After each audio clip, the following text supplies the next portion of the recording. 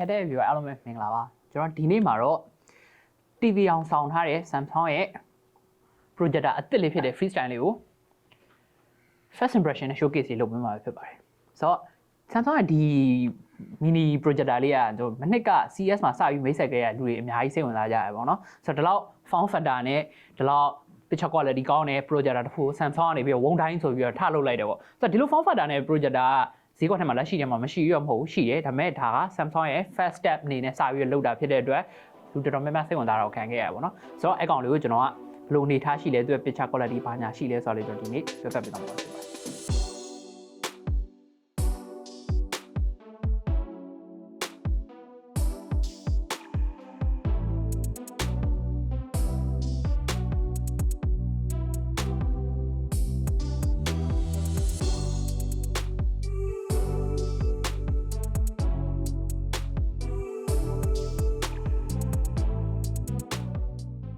ဘာလို့ဒီကောင် projector တစ်လုံးဆိုတာ TV အသေးသားလို့ပို့ပြီးတော့ပြောတယ်လဲဆိုတော့သူ့ရဲ့ဒီထဲက OS ကောနောက်ပြီးတော့သူ့ရဲ့ functionality ဘာရော TV နဲ့ပို့ပြီးတော့တင့်တော်တယ်ပို့ပြီးတော့မှာကြိုက်တယ်လို့ပြောလို့ရတယ်ဆိုတော့ကျွန်တော် projector ကိုအဓိကအသုံးများတာ office တွေပိုင်းမှာသုံးများတယ်တခါတည်းကျွန်တော်ကိုယ်ပိုင်အခန်းထဲမှာလည်းရုပ်ရှင်တွေပိုင်းကြီးကျင်တဲ့အခါမှာ projector လေးကျွန်တော်သုံးများတယ်ပေါ့နော်ဒီကောင်ကတော့သူ့ရဲ့အဓိကအားသာချက်ကတော့သူ့ရဲ့ဒီ size ပေါ့နော် size ကအရင် portability ဖြစ်တယ်အရင်ကြီးလည်းလေးပေါ့နော်ပြီးတော့သူ့ရဲ့ဒီ form factor လေးကလည်း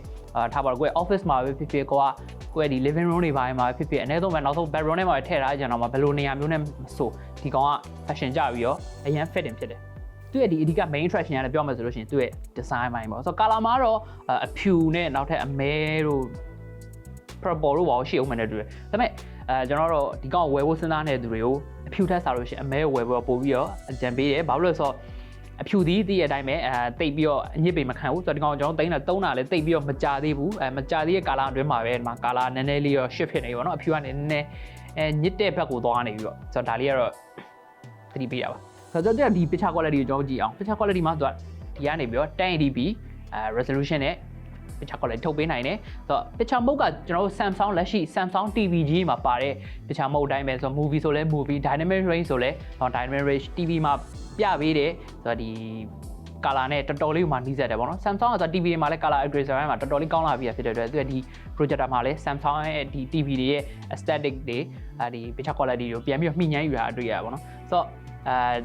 ပထမဆုံးဖွင့်ကြည့်လိုက်တဲ့ချိန်မှာကျွန်တော်သတိထားမိရတော့သူ့ရဲ့ brightness ပေါ့ brightness ကဘယ်လိုပြောရမလဲကျွန်တော်တို့ဒီ office တွေပိုင်းမှာကျွန်တော် presentation တွေပိုင်းအတွက်အထူးသဖြင့်သုံးများတဲ့တခြားသော projector တွေလောက်တော့သူ့ရဲ့ brightness ကမကောင်းဘူးဒါပေမဲ့ portable ဖြစ်တယ်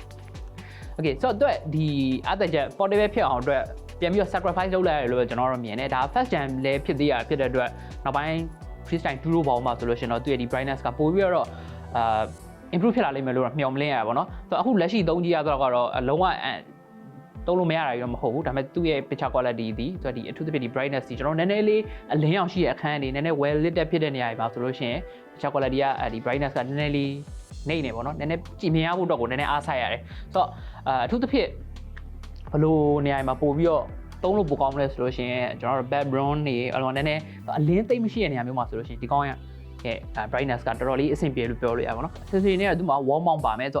တော့ portability ဖြစ်တဲ့အတွက်ဘယ်နေရာမှာမဆိုသုံးလို့ရအောင်တော့သူက design ထုတ်တာပါတော့ဆိုတော့တကယ်လည်းသုံးရအဆင်ပြေပါတယ်ဆိုတော့သူရဲ့ဒီ design လေးကဘယ်နေရာပဲချာအရင်နဲ့မလေးရဖြစ်တဲ့အတွက်ဗျာခီးပိုင်ကျွန်တော်သွားမယ်ဆိုလို့ရှိရင်လည်းအလွယ်တကူအိတ်ထဲထည့်ပြီးခောက်ယူသွားလိုက်လို့ရတယ်ဆိုတော့ခီးပိုင်သွားမယ်ဆိုလို့ရှိရင်အဓိကသူ့ရဲ့ usage ကဘာဖြစ်သွားမလဲဆိုတော့ကျွန်တော် campaign တွေပိုင်းထွက်တဲ့ခါမှာညဘက်တွေပိုင်းတဲထဲမှာကိုယ့်ဘက်ကိုတန့်ထဲမှာရုပ်ရှင်တွေပိုင်း movie night လုပ်ချင်တယ်ဆိုလို့ရှိရင်ဒီကောင်းလေးကအဆင်ပြေတယ်ဆိုတော့နောက်ပြီးတော့တချင်းတွေပိုင်း border တွေပဲစုပြီးတော့ party အနေနဲ့တချင်းတွေပိုင်းဖွင့်မယ်ဆိုလို့ရှိရင်လည်းသူ့ရဲ့ speaker တော်တော်လေးမှအတန်ကျဲထဲမှာပါတယ်ကျွန်တော်အခုလက်ရှိဈေးကွက်ထဲမှာမြင်နေတဲ့ Bluetooth speaker တွေထားပါတော့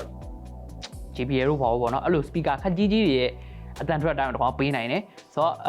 ့ပြောမှဆိုလို့ရှိရင် outdoor သွားရင်လည်းရုပ်ရှင်တွေပါကြီးတဲ့လူတွေ party တွေပါပေးတဲ့သူတွေအတွက်ဆိုလို့ရှိရင်တော့တော့ခွက်တီးပဲသူ accessory အနေနဲ့ရော speaker grade ပါမယ် speaker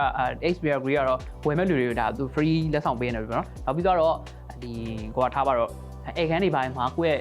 wall desk ပေါ်မှာဖြစ်သုံးကျင်တယ်ဆိုလို့ရှိရင်အပေါ်ကနေပြီးတော့တွဲလောင်းမျိုးသုံးလို့ရအောင်မျိုး wall mount တစ်ခုတော့ပါမယ်အခုအဲ့ဒါတော့ကျွန်တော်မှမရှိသေးဘူးအဲ့ဒါဆန်းပြလို့မရသေးဘူးဆိုတော့ port တွေအနေနဲ့ကတော့သူ့မှာ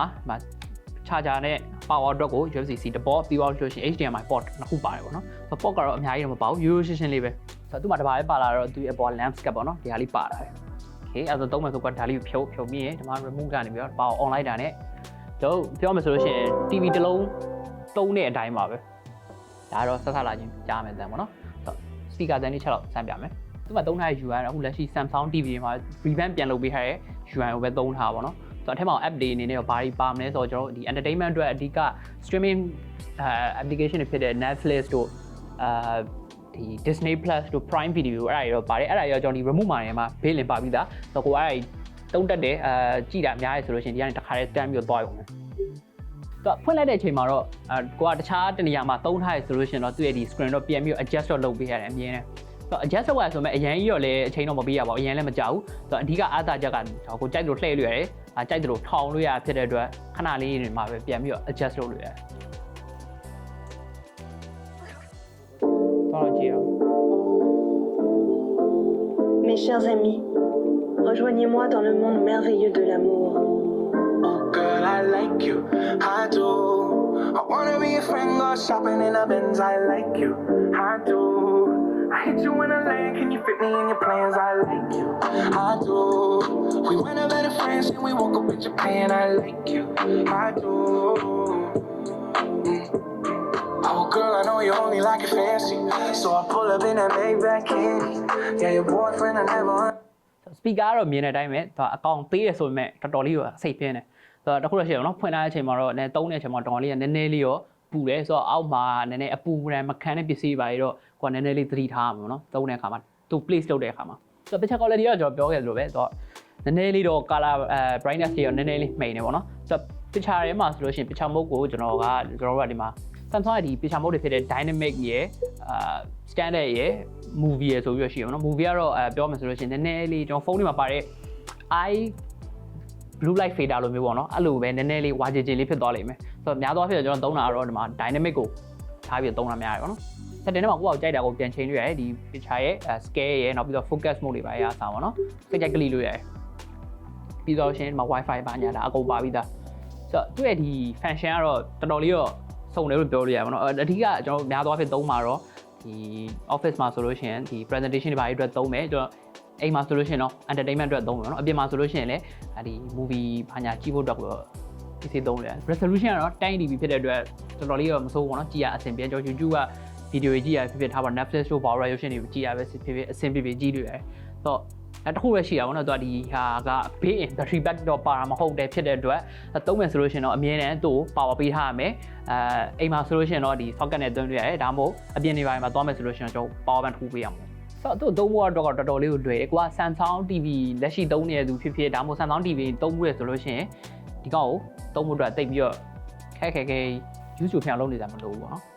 ဆိုတော့ဒါလေးကတော့ဒီနားလေးကနည်းနည်းလေးသူကလှည့်ရအများရင်တော့နည်းနည်းချောင်းအပေါ့ဣပြီးတော့အောက်ကိုကျလာတဲ့ဟာလေးတော့ရှိတယ်ပေါ့နော်ဆိုတော့ဒါလေးကိုနည်းနည်းလေးတော့ကိုကဒါကို adjust လုပ်တဲ့အခါမှာတတ်နိုင်တော့ဖြည်းဖြည်းလေးလုပ်ပေးရင်တော့ပိုကောင်းနိုင်မယ်ဆိုတော့အရင်အားသုံးတာများရင်သူ့ရဲ့ဒီစုံလေးကနည်းနည်းလေးချောင်းသွားလိမ့်မယ်ဆိုတော့ဒီလို size နဲ့ projector တွေကအခုတခြားဈေးကွက်ထဲမှာလည်းရှိတယ်သူ့ရဲ့ဈေးဖြစ်တဲ့$900ရဲ့ထက်ဝက်လောက်ပဲနဲ့ဒီထက်ပိုပြီးတော့ brightness ပိုကောင်းတဲ့ projector တစ်လုံးတော့ကျွန်တော်ရနိုင်တယ်ဒါပေမဲ့ဒီကောက်မှာပဲရနိုင်တဲ့ feature လို့ပြောမှာပေါ့နော်အဲ့ဒါဘာလဲဆိုတော့သူဒီ portability ရယ်နောက်ပြီးတော့ stylish ဖြစ်တဲ့ design နဲ့ look ရယ်ပေါ့နော်ပြီးတော့နောက်က Samsung brand ပေါ့ဆိုတော့ဒါတွေကတော့ဒီကောက်မှာပဲရနိုင်မဲ့ feature လို့ပြောမှာပေါ့ဆိုတော့ဈေးကတော့$900 23သိန်းဖြစ်တဲ့အတွက်ဆိုတော့လက်ရှိ TV တစ်လုံးဝယ်ဖို့စဉ်းစားနေတဲ့သူဆိုလို့ရှိရင်တော့ကျွန်တော်ဒီကောင်ကို recommend မပေးပါဘူးဆိုတော့ဟိုက TV ရလည်းရှိပြီးသားထားပါတော့အခန်းထဲမှာတစ်လုံးရှိရကိုခန်းထဲမှာလည်းတစ်လုံးရှိရဆိုလို့ရှိရင်ကိုကအပျော်အနေနဲ့ကိုကအလုပ်လုပ်ဖို့ပဲဖြစ်ဖြစ်တကယ်ချင်းနဲ့ချေးတဲ့ချိန်မှာပဲသုံးနေတာပဲဖြစ်ဖြစ်ဆိုလို့ရှိရင်တော့ဒီကောင်လေးကတော်တော်လေးမှအဆင်ပြေတဲ့ TV စားလို့ projector တစ်လုံးလို့ပြောလို့ရတယ်ဆိုတော့ outdoor camera တွေအရင်သွားတတ်တဲ့သူတွေ dress ဆိုလို့ရှိရင်တော့ဒီကောင်လေးကလုံးဝကိုပြောမယ်ဆိုလို့ရှိရင်အိမ်က TV တစ်ခုလုံးအလုံးလိုက်မှသွားသလိုမျိုး feeling မျိုးအပြည့်အဝပေးမှာပါဆိုတော့ဒါကတော့ Samsung ရဲ့ Freestyle လို့ခေါ်တဲ့ portable mini projector လေးပဲဖြစ်ပါတယ်ဆိုတော့အခုလက်ရှိဈေးကွက်မှာရောင်းနေလားမသိဘူးရောင်းပြီဆိုလို့ရှိရင်တော့တခြား color လေးတွေလည်းပါကောင်း option တွေနဲ့ပါကောင်းပါလာနိုင်တယ်ပေါ့နော်ဆိုတော့ video လေးကိုဆုံးဖြတ်ကြည့်ပြတော့တဲ့အားလုံးကျေးဇူးအများကြီးတင်ပါတယ်ကျွန်တော်ချုပ်လို့ပါအားလုံးပဲ